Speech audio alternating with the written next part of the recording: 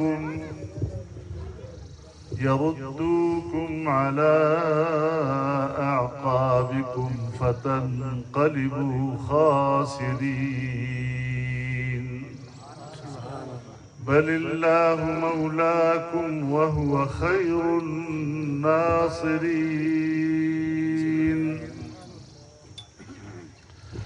سنلقي في قلوب الذين كفروا الرعب بما أشركوا بالله صدق الله العظيم.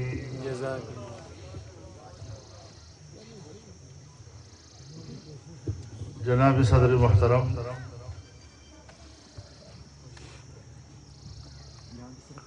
ہمارے نہایت قابل احترام حضرت مولانا سعید یوسف خان صاحب، جناب پیر مظہر شاہ صاحب، اسٹیج پر موجود میرے اکابرین، اس اجتماع میں شریک کشمیر کے غازیوں، مجاہدوں اور آزادی کے لیے اپنی جان سے کھیلنے والے سرفروشوں،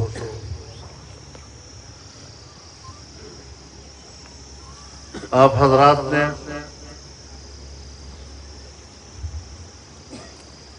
اپنی سرزمین پر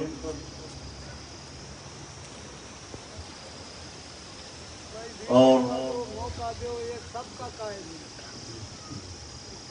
اس خطے جنت نظیر پر ہمیں جس خلوص اور محبت کے ساتھ خوش آمدید کہا ہے، ہر جگہ پر آپ نے جس طرح ہمارا استقبال کیا ہے، میں دل کی گہرائیوں سے آپ کی اس محبت، آپ کے خلوص اور آپ کے ولولے اور جذبے کی قدر کرتا ہوں۔ اللہ تعالی آپ کی اس محبت اور اس خلوص کو قبول فرمائے اور اسے ہم سب کی مغفرت اور اللہ اپنی رضا کا سبب اور ذریعہ بنائے۔ آمین۔ میرے محترم دوستو،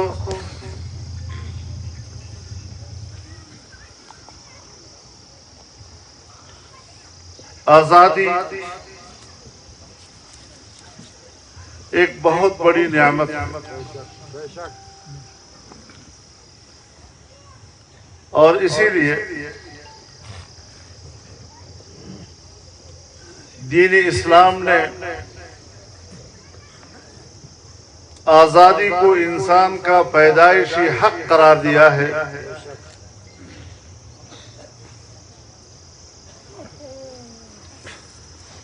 لیکن آزادی کا مفہوم کیا ہے؟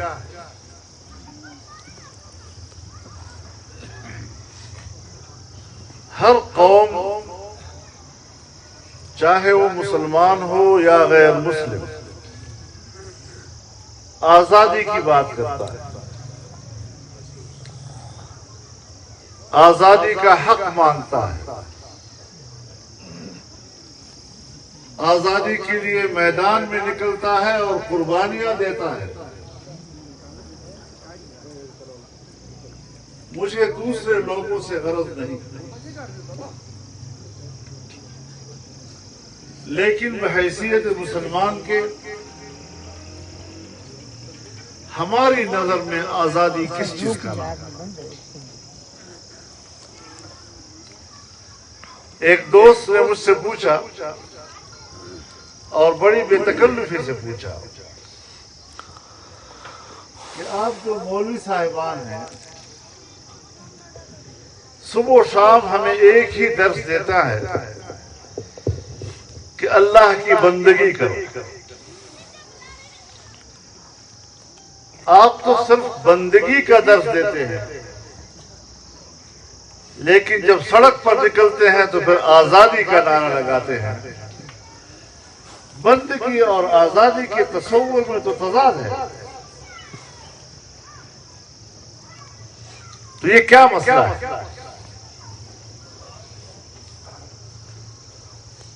تو میں نے اس کو کہا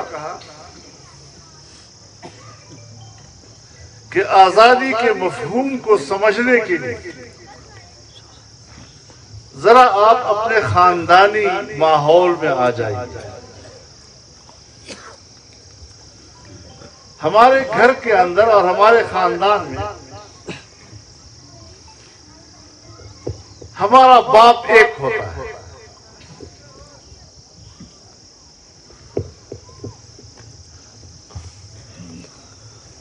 اور وہ اولاد جو اپنے باپ کی فرما بردار ہو، اپنے باپ کی اطاعت کرتا نظر آتا ہو، اگر اس کے باپ کی زمین ہے اور وہ اپنے باپ کی زمین میں محنت کرتا ہو، اگر اس کے باپ کا کارخانہ ہے اور اس میں وہ مزدوری کر رہا ہے، اگر اس کے باپ کی دکان ہے اور بیٹا اپنے باپ کی دکان پر بیٹھتا ہے، تو ہماری سوسائٹی میں اور ہمارے ماحول میں باپ کی زمین پر کام کرنے والے کو مزیرہ نہیں کہا جاتا، باپ کے کارخانے میں محنت کرنے والے کو مزدور نہیں کہا جاتا، باپ کے حویلی میں اور اس کے حجرے میں بیٹھنے والے کو گھر کا چوکیدار نہیں کہا جاتا، باپ کی جیب سے خرچ کرنے والے کو باپ کا نوکر نہیں کہا جاتا، اس کا ملازم نہیں کہا جاتا، اسے خاندانی کہا جاتا ہے، اسے محترم سمجھا جاتا ہے معاشرے میں، اسے اپنی جائیداد کا مالک تصور کیا جاتا ہے، اور اسے معاشرہ ایک آزاد منش انسان کے طور پر دیکھتا ہے.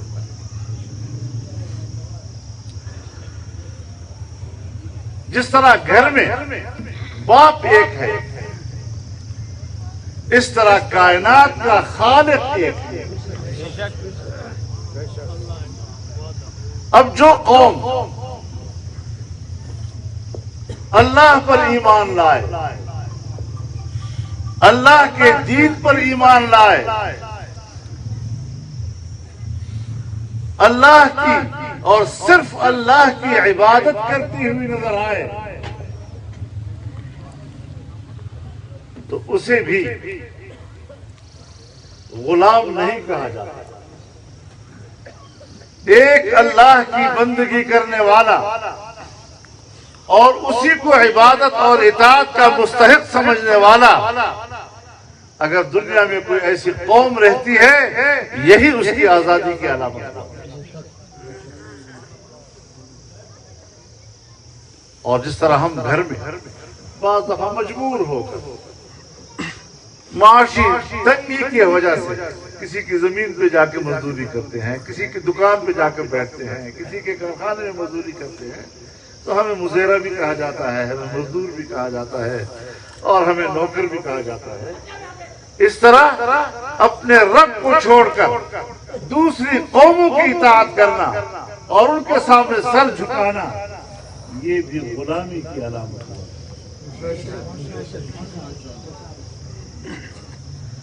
تو ہم تو اس معنی سے آزادی کو لیتے ہیں کہ اللہ کی دین کی پیروی. اگر میرے ملک میں اللہ کا دین نہیں ہے اور میری مملکتی زندگی، حکومتی زندگی، قومی زندگی، ملی زندگی وہ اللہ کے قانون کے تابع نہیں ہے، تو ہر جنگ کے میں مسلمان ہوں، لیکن میں اپنے آپ کو ایک آزاد شہری نہیں کہہ سکتا. بنیادی بات اسی کو سمجھ.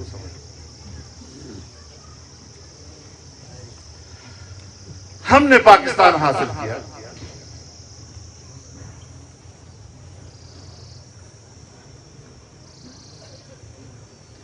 اور ہم سمجھتے ہیں کہ ہم آزاد ہیں۔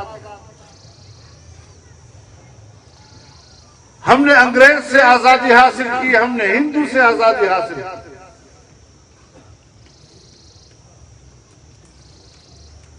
تین اسباب اس کے بیان کیے جاتے ہیں۔ کچھ لوگوں کا نظریہ یہ کہ ہم نے اپنا وطن حاصل کیا اسلام کے لیے، کچھ لوگوں کی رائے یہ ہے کہ ہم نے وطن حاصل کیا معاشی آزادی کے لیے، اور کچھ لوگوں کی رائے یہ ہے کہ ہم نے وطن حاصل کیا جمہوریت کے لیے۔ ہم نے اپنے فیصلے خود کرنے، ہم نے کسی کی بالادستی کو نہیں مانا۔ آج ہمارے 72 سال بیت چکے، تو کیا وجہ ہے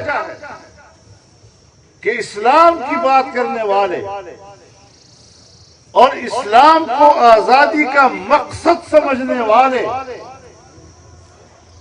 وہ بھی کہتے ہیں کہ اب تک اسلام کیوں نہیں آیا، اور آزادی کے باوجود ہمارے پاس اسلام کیوں نہیں؟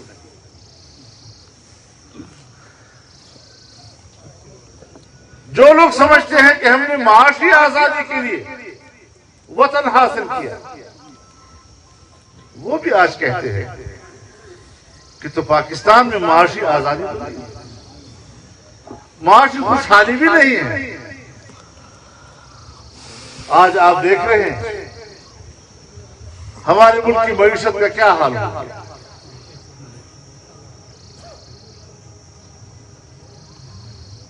ہمارے ملک کی مجموعی پیداوار کی سالانہ ترقی صفر سے نیچے آ گئی، صفر سے نیچے۔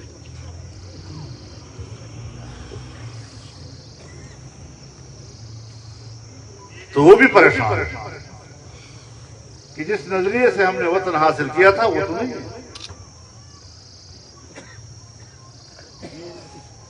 اور وہ ہندوستان جس کے جبر سے ہم آزاد ہونا چاہتے تھے، آج ان کی معیشت آسمان سے باتیں کرتی ہے، اور ہماری معیشت میں کیا ہے؟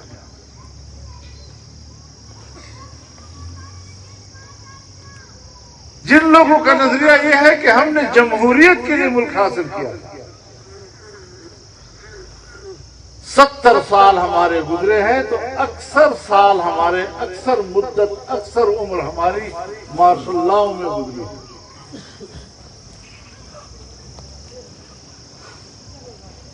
اور ہمارے ہاں آج بھی اگر حکومت ہے تو آج بھی ماشاء اللہ کا چربہ ہے، جمہوریت نہیں ہے۔ دھاندلی اور چوری کیے گئے ووٹ کے اساس پر حکومت کی جا رہی ہے، تو جو جمہوریت پسند ہیں وہ بھی پریشان ہیں۔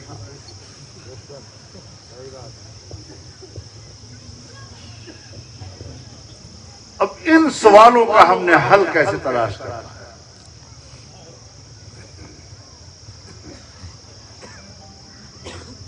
حکمرانی تو ہمارے ہاں ہے، الیکشن بھی ہو جاتے ہیں،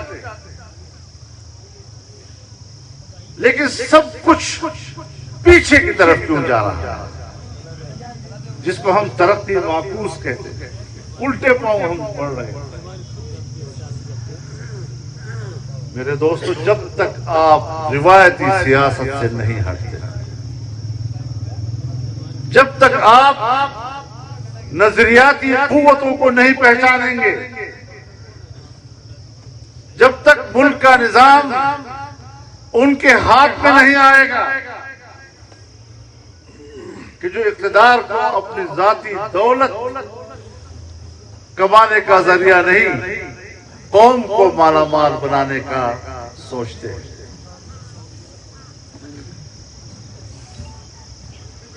اس وقت تک خوشحالی نہیں آ سکتی۔ پھر آپ آزادی کی جنگ بھی نہیں رکھ سکتے، کیونکہ آزادی کے حوالے سے نظریے پر لوگ متفق نہیں ہیں۔ جمعیت علماء اسلام کی واضح ہے کہ اسلام صرف عبادات کا نام نہیں، عبادت تو ہر ایک آدمی کرتا ہے، اخلاقیات ہر شخص کا اپنا، لیکن خوشحال معیشت اور امن و امان یہ دونوں مملکت کی ضرورت ہے اور دونوں قومی زندگی کی ضرورت ہے۔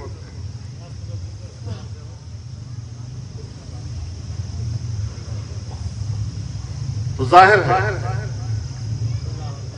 کہ اسلام اللہ کا دیا ہوا دین، ہم اس کو مملکت کا نظام بنائیں۔ معاشی نظام اللہ کا دیا ہوا نظام ہے۔ ہم لوگ سمجھتے ہیں کہ ہم انسانوں کو رزق دیتے ہیں، ہم انسانوں کو رزق نہیں دیتے۔ اللہ تعالیٰ فرماتے ہیں اَهُمْ يَقْسِمُونَ رَحْمَةَ رَبِّكَ نَحْنُ قَسَمْنَا بَيْنَهُمْ مَعِيشَتَهُمْ فِي الْحَيَاةِ الدُّنْيَا وَرَفَعْنَا بَعْضَهُمْ فَوْقَ بَعْضٍ دَرَجَاتٍ لِيَتَّخِذَ بَعْضُهُم بَعْضًا سُخْرِيًّا۔ یہ لوگ سمجھتے ہیں کہ ہم اللہ کی رحمت کو تقسیم کرتے ہیں۔ اللہ کی رحمت تو بہت بڑی چیز ہے۔ یہ جو عام مادی زندگی میں معیشت کی تقسیم ہے، روزگار کی تقسیم ہے، اللہ فرماتے ہیں یہ بھی ہمارا ہے۔ ہم نے آپ کو وسائل مہیا کیے، ہم نے آسمان سے تم پر پانی برسایا، ہم نے تمہاری مٹی کو، تمہاری زمین کو اس قابل بنایا کہ وہ اناج اگائے، پھل اگائے۔ تمہارا کام ہے منصفانہ تقسیم۔ اب اس منصفانہ تقسیم میں کچھ لوگ دولت کے مالک ہوتے ہیں، محنت کے محتاج ہوتے ہیں، اور کچھ لوگ محنت کے مالک ہوتے ہیں، دولت کے محتاج ہوتے ہیں۔ ایک کے پاس دولت ہے، محنت کی طاقت ہے، ایک کے پاس محنت کی طاقت ہے، اس کے پاس پیسہ نہیں۔ آئیے ان دونوں کے درمیان ایک دوسرے کو مسخر کر دے لِيَتَّخِذَ بَعْضُهُم بَعْضًا سُخْرِيًّا۔ تجارت کریں، کاروبار کریں، منافع کی تقسیم کریں، آپس میں ایک دوسرے کے ساتھ انصاف کریں، ایک دوسرے کا حق ادا کریں۔ اسی لیے تو ہم یورپ سے کہتے ہیں نا کہ تمہارے پاس ٹیکنالوجی ہے، ہمارے پاس ٹیکنالوجی ہے، تمہارے پر وسائل کی کمی ہے، ہمارے پاس وسائل کی فراوانی ہے۔ ہمارے ان پہاڑوں میں اس خطے میں سب کچھ ہے، معدنیات بھی ہے، جنگلات بھی ہے، پانی بھی ہے، زراعت بھی ہے، لیکن ٹیکنالوجی نہیں۔ اور تم ہمیں ٹیکنالوجی دو، ہم تمہیں وسائل دیں، اور پھر منافع کو تقسیم کریں، آپ بھی فائدہ اٹھائیں، ہم بھی فائدہ اٹھائیں گے۔ لیکن آج عالمی قوتیں ہمارے وسائل پر قبضہ کرنا چاہتی ہیں، اور وہ سمجھتی ہیں کہ ہر چند کے پاکستانیوں کو کہو کہ تم آزاد قوم ہو، لیکن ان کے وسائل کے مالک ہم ہیں، ان کے معدنیات کے مالک ہم ہوں گے، ان کے جنگلات کے مالک ہم ہوں گے،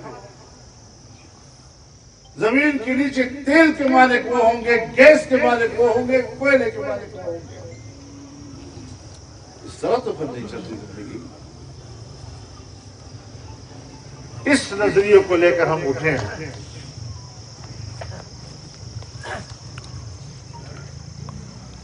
اور الحمدللہ آج عام آدمی نے اس منشور پر اعتماد کیا ہے، اس نظریے پر اعتماد کیا ہے۔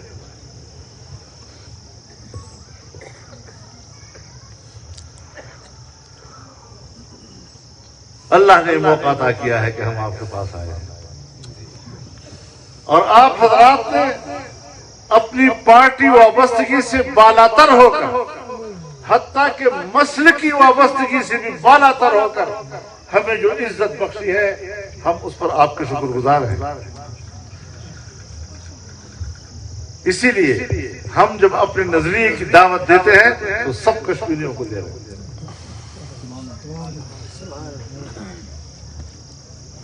آپ نے ہمیں عزت دی، ہم نے آپ کو وہ راستہ دکھایا کہ جس راستے سے ہماری مستقبل کی ترقی، مستقبل کی آزادی، مستقبل کی خوشحالی اور مستقبل کا عزت و وقار ہوگا۔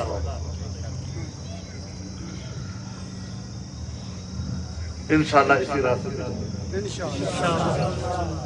اور میں نے تو آپ کو 3 باتیں کہی: اسلام، معیشت اور جمہوریت۔ آج کی اس نئے دور میں، تبدیلیوں کے دور میں،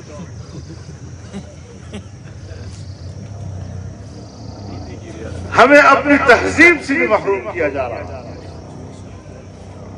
ہمارے نوجوان کو بے راہ روی دکھائی جا رہی ہے، اور جس انڈیا کے خلاف ہم کشمیر کی جنگ لڑ رہے ہیں، اس کشمیری کو کہا جاتا ہے کہ انڈیا کی کلچر کو اپناؤ، وہاں کی تہذیب و اخلاق کو اپنانے کے لیے ہمارا میڈیا استعمال ہو رہا ہے، اور اس کی حوصلہ افزائی ہمارے حکمران کر رہے ہیں۔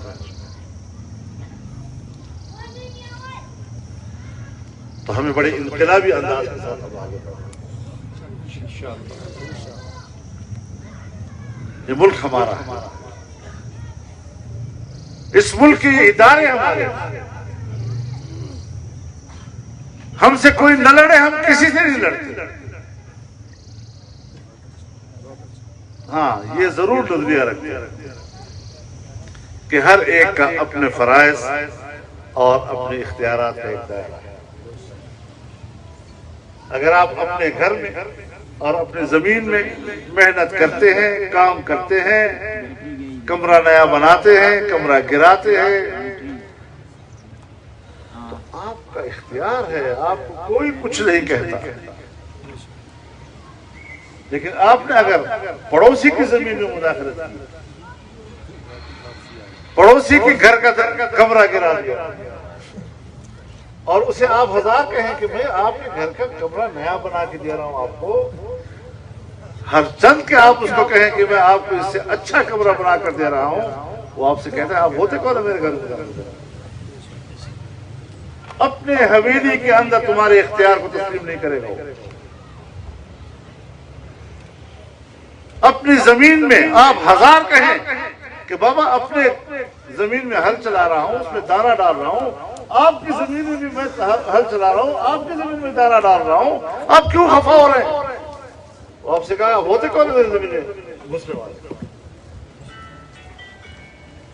اسی طریقے سے ہم ملک میں تمام اداروں سے کہنا چاہتے ہیں، چاہے وہ اسٹیبلشمنٹ ہے، چاہے وہ بیوروکریسی ہے، چاہے وہ پارلیمنٹ ہے، چاہے وہ عدالت ہے، جو ادارہ ہے اپنے اپنے دائرے کے اندر فرائض سر انجام دے۔ ہمارے ساتھ جھگڑا اس وقت پیدا ہوتا ہے جب ہم دوسرے کے ادارے میں جا کر مداخلت کرتے ہیں۔ مجھ سے تو کسی سیاسی جماعت کے حوالے سے بھی کہا جاتا ہے کہ اس سیاسی جماعت میں یہ ہو رہا ہے، یہ ہو رہا ہے، اس نے یہ کہہ دیا، اس نے یہ کہہ دیا، تو میں اس کے جواب میں بھی کہتا ہوں یہ ان کا داخلہ تھا، کسی دوسری پارٹی کے معاملہ نہیں ہوتا۔ تب جا کر ہم ایک صحیح معنوں میں ایک مضبوط مستحکم ملک بنا سکتے ہیں۔ اس کے لیے جائز نظام ہونا چاہیے۔ اگر جمہوریت ہے اور ہر شخص کا اپنا ووٹ ہے، یہ نہ ہو کہ جس بکسے میں میں ووٹ ڈال رہا ہوں وہ بکسا اور جس بکسے سے ووٹ گنا جا رہا ہے وہ بکسا۔ یہ نہیں ہونا چاہیے۔ یہ ہوگا تو ہنگامہ ہوگا،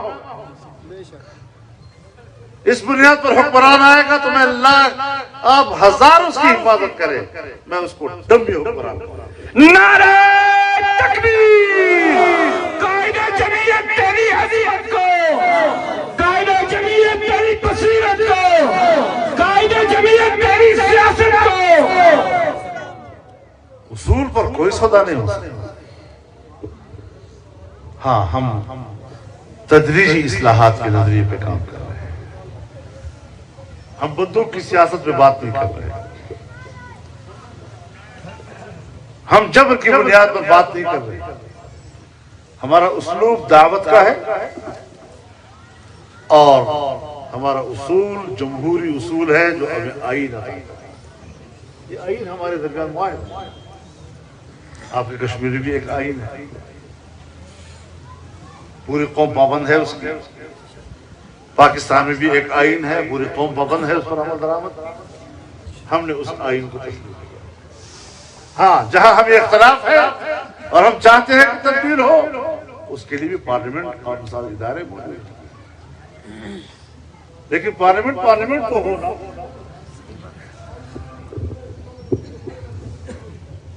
اب اگر دھاندلیوں سے آئے ہوئے ممبران سے بھر دیا جائے، ہم تو اس کی قانون سازی کو بھی تسلیم نہیں کرتے۔ تم ہوتے کون ہو قانون سازی کرتے؟ تم ہوتے کون ہو آئین میں ترمیم کرتے ہو؟ ہم تو ان کو یہ بھی حق نہیں دیتے کہ وہ پاکستانی عوام کے فیصلے بین الاقوامی معاہدات کے تحت کریں۔ جتنے بھی بین الاقوامی معاہدات ہیں، ہم واضح طور پر کہتے ہیں کہ اگر ہماری حکومت کراتی ہے، ہم ان معاہدات کے پابند نہیں ہوں گے۔ نہ اہل حکمران، نالائق حکمران پہلے ناجائز تھے، 2 سال میں نہ اہل بھی ثابت ہوئے، نالائق بھی ثابت ہوئے۔